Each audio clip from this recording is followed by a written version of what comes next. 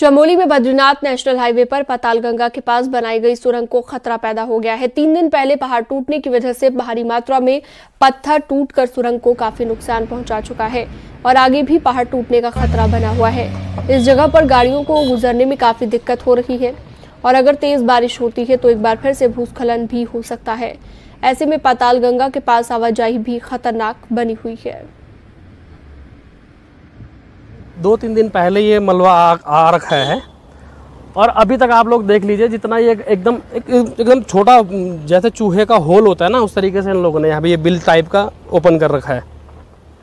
तो अभी इसका ना तो सेफ्टी वॉल है ना कुछ है, ये ना मलबा ये साफ कर रखा है। अगर सडन इसको आगे से कुछ दिख भी नहीं रहा, हम लोग खुद गाड़ी चला रहे हैं तो आगे से कुछ दिख नहीं रहा है, इधर आते समय भी नहीं दिख रहा और उधर जाते समय भी नहीं दिख रहा। कितना खतरा बना हुआ? ये बहुत ज़्यादा खतरा है इसका। ये वाला जो पोर्शन है ना, ये हमारे गांव के सामने से है, बिल्कुल 100 मीटर। पिथौरागढ़ की धारचूला तहसील के कुलागाड़ में भारी बारिश होने से एक झील बन गई है। काली नदी के किनारे करीब 200 मीटर लंबी झील बन गई है।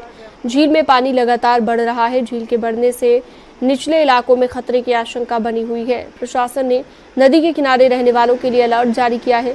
बीते रोज कुलागाड़ क्षेत्र में भारी बारिश हुई थी, जिस कारण झील वजूद में आई है।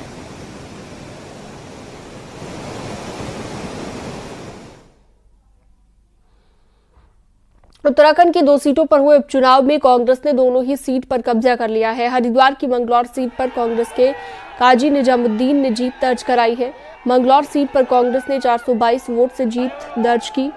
कांग्रेस प्रत्याशी काजी निजामुद्दीन ने बीजेपी के करतार सिंह भड़ाना को हराया। 2022 में चुनाव जीतने वाली बीएसपी इस सीट पर तीसरे नंबर पर रही, जबकि 2022 में भी मामूली अंतर से हारने वाले काजी निजामुद्दीन इस बार मामूली अंतर से चुनाव जीते हैं। चमोली की बद्रीनाथ सीट पर भी कांग्रेस ने धमाकेदार जीत हासिल की। कांग्रेस के प्रत्याशी लखपत सिंह बुटोला ने बीजेपी के राजेंद्र भंडारी को 5224 वोटों से हराया। कांग्रेस के प्रत्याशी को 28,161 वोट मिले। बीजेपी के राजेंद्र भंडारी पहले कांग्रेस के ही विधायक थे, लेकिन उन्होंने कांग्रेस से इस्तीफा दिया था और इसी वजह से चुनाव हुआ था। लेकिन बीजेपी को और राजेंद्र भंडारी को बद्रीनाथ में बहुत जोर का झटका लगा। बीजेपी प्रत्याशी की करारी हार हुई है, जबकि कांग्रेस एक बार फिर से बद्रीनाथ सीट पर जीतने में कामयाब हुई।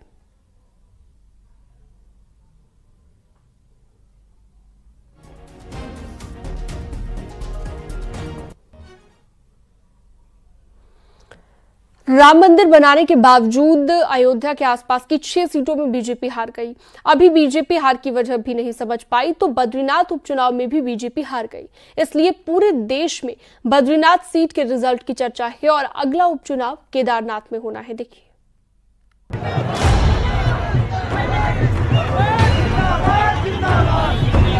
24 साल में पहली बार सरकार चलाने वाली पार्टी उपचुनाव हार गई, पर चर्चा पूरे देश में बद्रीनाथ में हुई हार की है, जहां कांग्रेस जीत गई। अभी ज्यादा दिन नहीं बीते जब बीजेपी के राम मंदिर बनाने के बावजूद अयोध्या में समाजवादी पार्टी के सांसद चुनकर आई। अभी अयोध्या और आसपास की सीटों में हुई हार की वजह बीजेपी समझ भी नहीं पाई तो भगवान विष्णु के धाम के नाम वाली बद्रीनाथ सीट पर बीजेपी का सफाया हो गया। बीजेपी यहां कांग्रेस के विधायक राजेंद्र भंडारी को तोड़कर अपने साथ लाई, उम्मीदवार बनाया, चुनाव लड़ाया, लेकिन बद्रीनाथ की जनता ने एक बार फिर कांग्रेस को उम्मीदवार लखपत बुटोला को जिता दिया। कांग्रेस प्रदेश अध्यक्ष करण माहरा के मुताबिक अयोध्या बद्रीनाथ के बाद अगला संदेश देश में केदारनाथ से जाएगा, जहाँ 6 महीने के अंदर उपचुनाव होना है। अब बीजेपी से जनता का मोहभंग हो गया है। जिस तरीके से भगवान राम ने अयोध्या में इनको पराजित किया, आज बद्रीनाथ भगवान ने भी इनको हराने का काम किया है।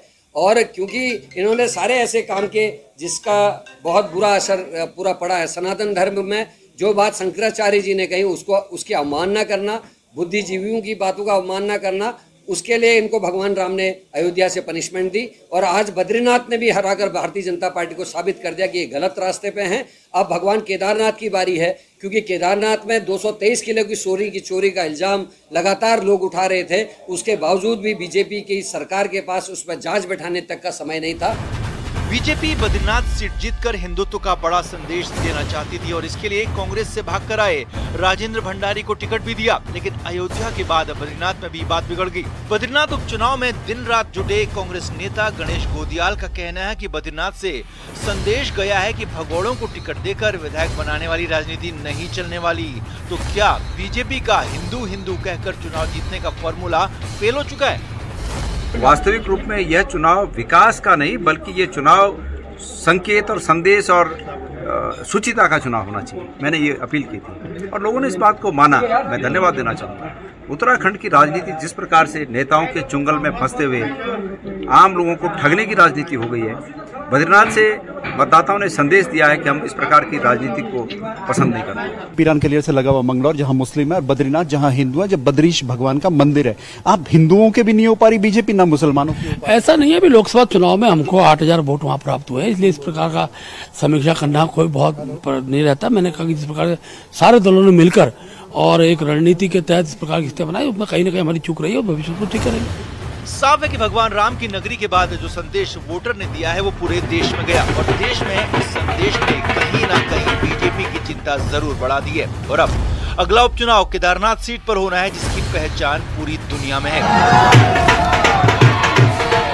चमोली से नितिन सेमवाल के साथ दीपांकर भट्ट, न्यूज़ 18 देहरादून।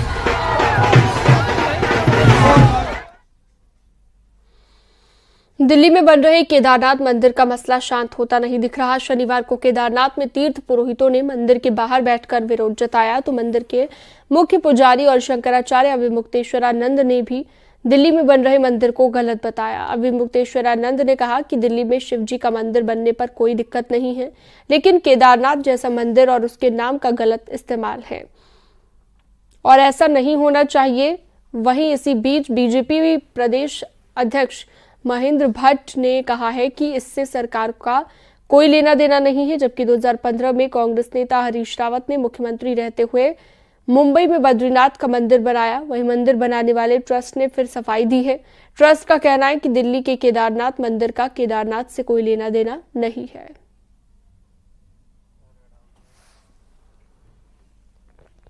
केदारनाथ धाम से एक वीडियो सामने आया है जो कि वायरल हो रहा है। यहाँ पर दो साधु आपस में लड़ रहे हैं, एक दूसरे के बाल खींचकर मारपीट हो रही है। बताया जा रहा है कि किसी बात को लेकर दोनों के बीच विवाद हुआ। भीमशिला के पीछे का ये वीडियो, हालांकि बाद में मामले को शांत करा लिया गया।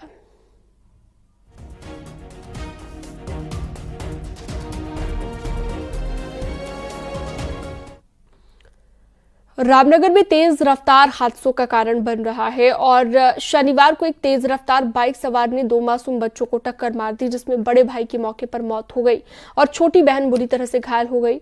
घटना सांवलदे के बवलिया चौकी के पास की है, जहां पर दोनों भाई बहन पानी लेने गए और उसी दौरान काशीपुर नंबर की एक तेज रफ्तार बाइक ने उन्हें टक्कर मार दी। बाइक सवार हादसे के बाद बाइक छोड़कर मौके से फरार हो गया।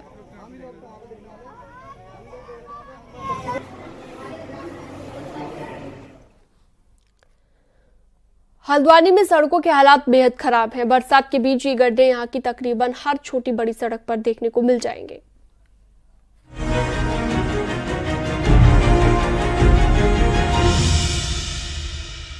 बारिश के बीच ये हाल हल्द्वानी में पीडब्ल्यूडी की सड़कों का है। यहाँ ज्यादातर कॉलोनियों की सड़कों का यही हाल है। घर से निकलते ही लोगों का सामना इन मौत के गड्ढों से हो रहा है। कुछ मेन सड़कें तो पीडब्ल्यूडी ने बरसात से ठीक पहले सोलिंग कराकर छोड़ दी और अब यही सोलिंग लोगों के लिए जानलेवा साबित हो रही है, क्योंकि बारिश के बीच डामर करना भी संभव नहीं। ऐसे में लोग इन जानलेवा सड़कों पर चलने को मजबूर हैं। इतने टाइम से गड्ढे हैं, कम से कम 2-3 साल हो गए इस रोड को ऐसे देखते हुए। आए दिन यहाँ पानी भरता है, आए दिन कोई ना कोई गिरता है यहाँ पे, पर ये लोग ये चीजें नहीं देखते हैं। बाकी कहीं चालान काटना उनको किसी का बाकी फालतू चीजें करनी हो सब करेंगे। अभी कोई नेता यहाँ पे आ जाए, आके सब खड़े हो जाएंगे वहाँ। 2 दिन अगर कोई नेता यहाँ से जा रहा हो ना, 2 दिन में रोड बना देंगे, 2 दिन में लगेंगे, रातों रात में बना देंगे। पर वैसे आम इंसान के लिए कुछ नहीं करते हैं ये। हालांकि सब झटकों, गड्ढों और हिचकोलों के बीच कुमाऊं कमिश्नर का दावा है कि पीडब्ल्यूडी को सड़कों को लेकर डायरेक्शन दे रखे हैं जो बेहद क्लियर हैं। फुल टाइम डामरीकरण तो एडवाइजेबल खैर बरसात में नहीं होता है और उसमें लॉस भी होता है इन्वेस्टमेंट का, लेकिन पॉट होल्स का काम, क्रैश बैरियर्स का काम, मलबा हटाने का काम, ये रुकना नहीं चाहिए, ये तत्काल होता रहे। और कहीं पे अगर इस मामले में धन के आवंटन में इनको इश्यू आ रहा है तो सीधे बात मुझसे भी करें। सड़कों पर हुए इन जानलेवा गड्ढों से सबसे ज्यादा खतरा 2 व्हीलर वालों को है, क्योंकि एक छोटी सी फिसलन उन्हें इन गड्ढों के जरिए सीधे स्वर्ग की सीढ़ी चढ़ा सकती है। लेकिन सरकारी महकमा केवल दावों तक सीमित है। हल्द्वानी से न्यूज़ 18 के लिए शैलेंद्र नेगी की रिपोर्ट।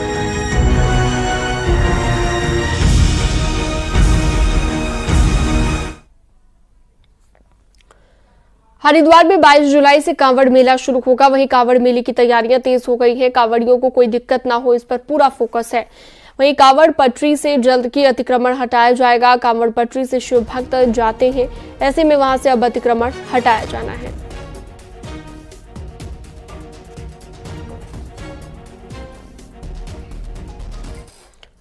चमोली में फूलों की घाटी में इन दिनों रौनक है। चारों तरफ हरियाली छाई हुई है, रंग बिरंगे फूल खिले हुए हैं। इस बीच फूलों की घाटी में रिकॉर्ड सैलानी पहुंच रहे हैं।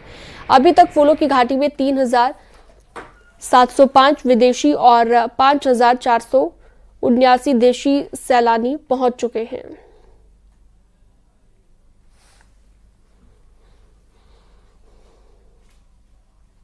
बद्रीनाथ धाम के मुख्य पुजारी रावल ईश्वर प्रसाद नबुंदरी ने अपना इस्तीफा दे दिया है। अब भगवान बद्र विशाल की पूजा नए रावल अमरनाथ नबुंदरी करेंगे।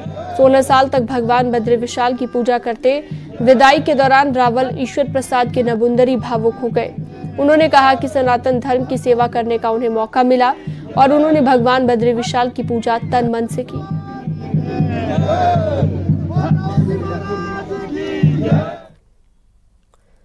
उत्तरकाशी के मोरी ब्लॉक में आषाढ़ मेले की धूम देखी जा रही है। इस बार कोट गांव में मेले का आयोजन किया जा रहा है, जिसमें बड़ी संख्या में ग्रामीणों ने साथ-साथ पर्यटक भी पहुंचे हुए हैं। ढोल की धुन पर संस्कृति की पारंपरिक झलक देखने को मिली।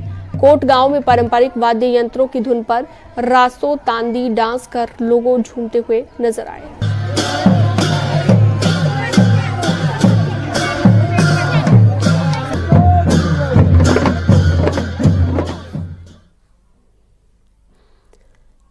आर्थिक रूप से कमजोर बच्चों को भी अच्छे स्कूलों में पढ़ने का मौका मिले, इसके लिए शिक्षा के अधिकार के तहत निजी स्कूलों में 25% सीट रिजर्व की गई।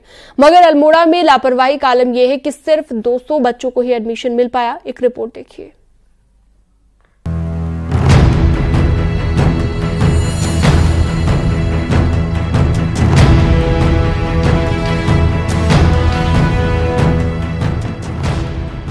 निजी स्कूलों में 25% सीटें निःशुल्क गरीबों के लिए आरक्षित की गई हैं। 1211 बच्चों को अल्मोड़ा के 163 निजी स्कूलों में मुफ्त शिक्षा दी जानी थी, लेकिन 3.5 महीने बीतने के बाद भी सिर्फ 209 बच्चों को ही अधिकारी स्कूलों में एडमिशन दिलवा पाए। करीब 1000 से अधिक सीटें अभी भी खाली। अधिकारी अब दोबारा विज्ञापन निकालकर निःशुल्क शिक्षा के लिए आवेदन मांगने का दावा कर रहे हैं। जनपद अल्मोड़ा के अंतर्गत 163 विद्यालय इसमें हैं, जिसमें सीटें 1211 हैं, 209 सीटें भर चुकी हैं। क्या प्रयास किया जा रहा है? अब नया विज्ञापन निकला हुआ है तो इसके अंतर्गत कार्रवाई की मांग। विपक्ष और शिक्षक नेताओं को शिक्षा विभाग को घेरने का मौका मिल गया। विपक्ष ने तो यहाँ तक कह दिया कि सरकार चाहती ही नहीं कि गरीब का बच्चा अच्छी शिक्षा ले। जैसी जानकारी प्राप्त हुई है, मेरी जानकारी के अनुसार प्राप्त हुआ है कि अभी भी हमारे उत्तराखंड के यहाँ पर अल्मोड़े में कई ऐसे विद्यालय हैं जो शिक्षा के अधिकार के मानक को पूर्ण नहीं कर रहे हैं कि 25% से बच्चों को पढ़ाया जाए, निःशुल्क पढ़ाया जाए करके। तो इसमें बहुत घोर लापरवाही है। जो निजी विद्यालय बच्चों को शिक्षा ग्रहण नहीं करवा रहे हैं, जो 25% से है शिक्षा के अधिकार के तहत, उनके खिलाफ कार्रवाई होनी चाहिए। सबसे ज्यादा कारण वैसे सरकार को माना जाता है, क्योंकि सरकार का जो आदेश आया है उस आदेश के तहत इन्होंने क्या रखा है कि 31 मार्च 2024 से तक जिसको 6 साल पूरे हो जाते हैं, जबकि इससे पूर्व में जो एडमिशन किए जाते थे जो सितंबर के महीने तक किए जाते थे, सितंबर तक जिसको 6 साल पूरे हो जाते हैं उनका एडमिशन किया जाता था। हालांकि अधिकारी दावा तो कर रहे हैं, लेकिन सच्चाई ये है कि निजी स्कूल भी मुफ्त में पढ़ाई से पीछे हटते हैं और ऊपर से पिछले सालों का रिकॉर्ड भी है कि सिर्फ खाना पूर्ति हुई है। लिहाजा अल्मोड़ा में कितने गरीब बच्चों को एडमिशन मिल पाता है ये देखना होगा। न्यूज़ 18 के लिए अल्मोड़ा से किशन जोशी की रिपोर्ट। अल्मोड़ा में राज्य सिविल सेवा परीक्षा 2024 के लिए अल्मोड़ा और रानीखेत में 12 परीक्षा केंद्र बनाए गए हैं, जिनमें 3,881 अभ्यर्थी परीक्षा देंगे।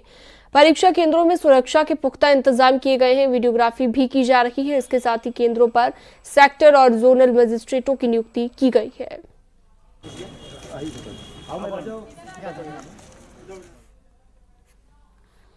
विकासनगर सहित पूरा पचवादून धीरे धीरे नशे का हब बनता जा रहा है। एक खास रिपोर्ट आपको दिखाते हैं।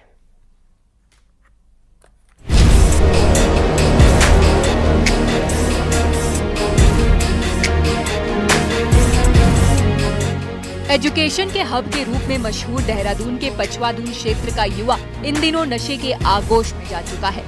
स्कूल कॉलेज के पढ़ने वाले लड़कों को भी नशे ने अपनी चपेट में ले लिया है और नशे की लत को पूरा करने के लिए कई युवा चोरी में लिप्त होते जा रहे हैं। यही वजह है कि क्षेत्र में चोरी की वारदात के आंकड़े बढ़ते जा रहे हैं। और तमाम हमारा जो उत्तर प्रदेश का बॉर्डर एरिया है, वहाँ से बहुत बड़ी मात्रा में यहाँ समझ लीजिए कि ये नशा पहुँचता है। और हमारे एक कोई परिवार होगा, बहुत कम है जो सौभाग्यशाली जिनका बच्चा इससे दूर है। पचवादून का ये क्षेत्र उत्तर प्रदेश और हिमाचल प्रदेश की सीमा से लगा हुआ है। यदि बीते साल के कुछ आंकड़ों पर नजर डालें तो पता चलता है साल 2023 में 103 एनडीपीएस के रहे मामलों में 109 अभियुक्त पुलिस की गिरफ्त में आए हैं, जिसमें 13 महिलाएं भी शामिल हैं। इनसे 16 किलो चरस और 2 किलो स्मैक बरामद हुई है। साथ ही मात्रा में नशीले इंजेक्शन, नशे की गोलियां, गांजा और डोडा पोस्त भी बरामद किए गए। वहीं 69 अवैध शराब के मामलों में भी 72 अभियुक्त को गिरफ्तार किया गया।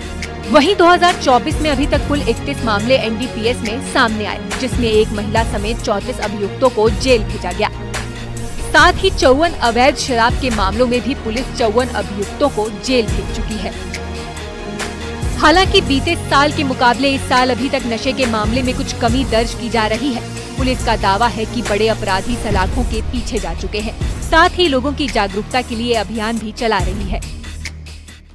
जो नशे के दुष्परिणाम हैं उनसे लोगों को वाकिफ कराने के लिए हमारे द्वारा जैसा कि एसएसपी महोदय द्वारा हमें निर्देशित किया गया है कि प्रत्येक सोमवार को विभिन्न स्थानों पर चौपालों का आयोजन करें, तो हमारे द्वारा चौपालों का आयोजन किया जाता है। नशे और क्राइम के इन मामलों में अक्सर दूसरे प्रदेश के लोगों की भूमिकाएं सामने आती रही हैं, जिसे लेकर विधायक मुन्ना सिंह चौहान ने भी पुलिस को सख्ती से निपटने की हिदायत दी है। नशे में कुछ कमी के बावजूद पचवादून की शांत वादियां कैसे इतनी जल्दी नशे के बड़े हब में तब्दील हो गयी, ये सोचने वाली बात है। बहरहाल अब पुलिस के सामने नशे पर तेजी से काबू पाने और राज्य को 2025 तक ड्रग्स फ्री बनाने की चुनौती है। न्यूज़ 18 के लिए विकासनगर से कुलदीप चौहान की रिपोर्ट।